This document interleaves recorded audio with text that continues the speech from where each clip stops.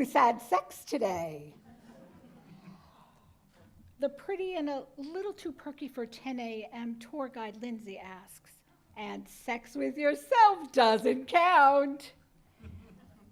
Perhaps a Sex in the City bus tour of New York City wasn't such a great idea to take my 70-year-old mother to. A few weeks ago, I had a company that provides experience gifts hired me to write a review for them. I could have chosen a luxurious Manhattan day spa, or I could have had a cruise with my husband watching whales off the Hudson, but no. The minute I saw Sex in the City Hotspots tour for two, I just seemed like something that would be perfect for my mother.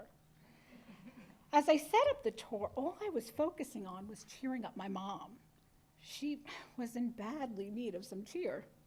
Her sister, my Aunt Fran, was at the end of her 2-year battle with metastatic breast cancer. And my mother had been the one who was with her throughout the illness, and she was now just completely burned out. Fran loved the idea of my mother and I taking the tour. All three of us were huge Sex and the City fans, having enjoyed the series and both movies together. Though Fran was far too sick to join us, she couldn't wait to hear all about our sexy adventure. My mom and I, sadly she died. My mom and I were heartbroken, and we missed her horribly, but we decided to stick to our plan. We knew Fran would want us to have our girl time, visiting some of the famous spots where Carrie, Samantha, Miranda, and Charlotte had their Sex in the City. But now that we were actually on the tour, I seriously started questioning my sanity. My mom and I have always enjoyed discussing the fashion featured on the show, both of us favoring Charlotte's elegant Chanel suits over Carrie's more adventurous style. Though we did like the little tulle skirt she wore in the opening credits, and we really couldn't have nothing to do with that stupid blue thing she wore at her ill-fated wedding to Big. I'll chalk it up to being busy with my 3 kids and worrying about my mom and Fran, but somehow I forgot all about the sex they had in the city. Some of the racier scenes were playing on the 4 TV screens all around the bus. Samantha having sex with a firefighter in a firehouse. Samantha having sex with a FedEx guy in her office. Samantha having sex on an elevator and an airplane. The bus was filled with a surround sound and sight of sex. So much sex. All right, we're both married. I'm over 40. I can handle this. Perky Lindsay pointed out some relevant sites from the show, like Tiffany's, where Charlotte got engaged to her first husband, Trey, and the New York Public Library, where Carrie got dumped by Big. But it was hard for me not to think about my aunt. It was only a few weeks ago that the two of us were watching a Sex and the City episode in my parents' living room. You know, the one where Samantha meets her sexual counterpart, but he insists on her taking an AIDS test before they can, shall we say, carnally get to know each other. Fran loved Samantha. Even as she hit her 70s, Aunt Fran had kept her beautiful dancer's body. But 2 years of fighting cancer with surgeries and chemo had ravaged her once gorgeous form. Thankfully, her mind was not dulled by the pain medication. Her sense of humor was clearly intact as we laughed while a happily HIV-negative Samantha and her partner loudly enjoyed the sex swing on his Manhattan high-rise so much that the ceiling came down. Fran was a choreographer, director, and teacher. She was very proud of the fact that she had always supported herself doing what she loved. She taught me to eat with chopsticks, to never use the word can't, and encouraged me to follow my dream of being an actor. And she was adamant about me saying actor, not actress.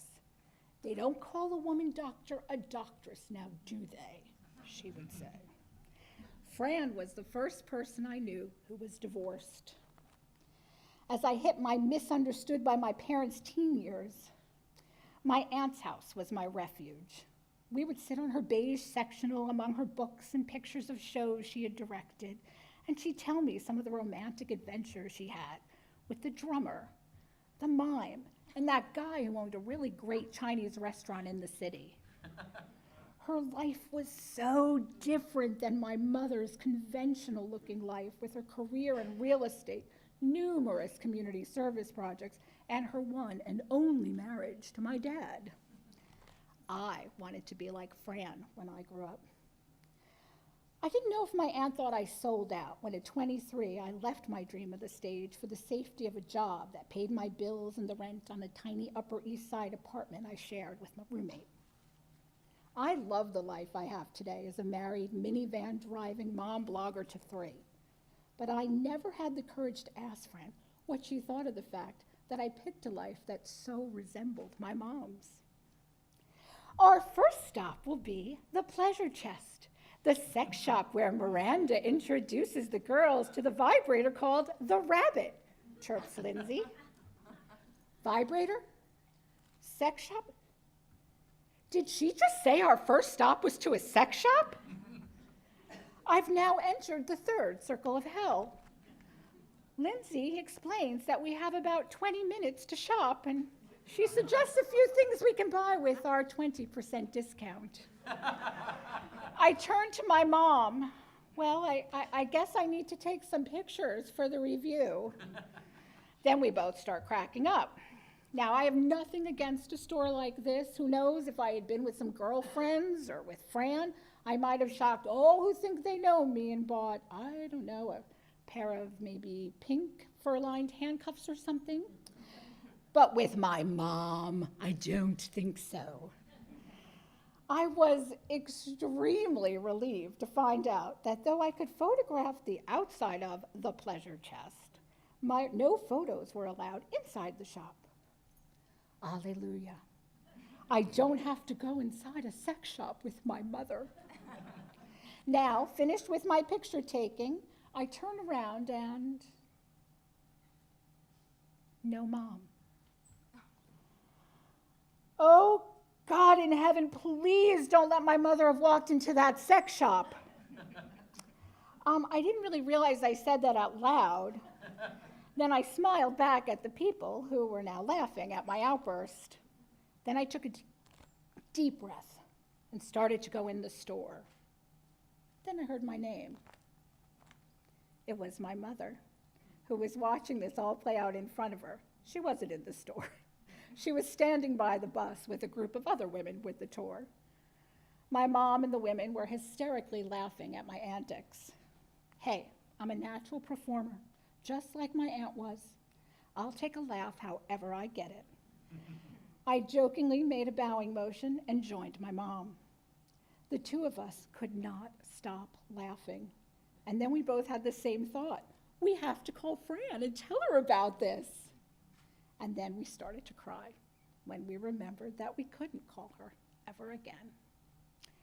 Even though the two of us never put one toe into that store, this day will now and forever be known as the day I took my 70-year-old mother to a sex shop.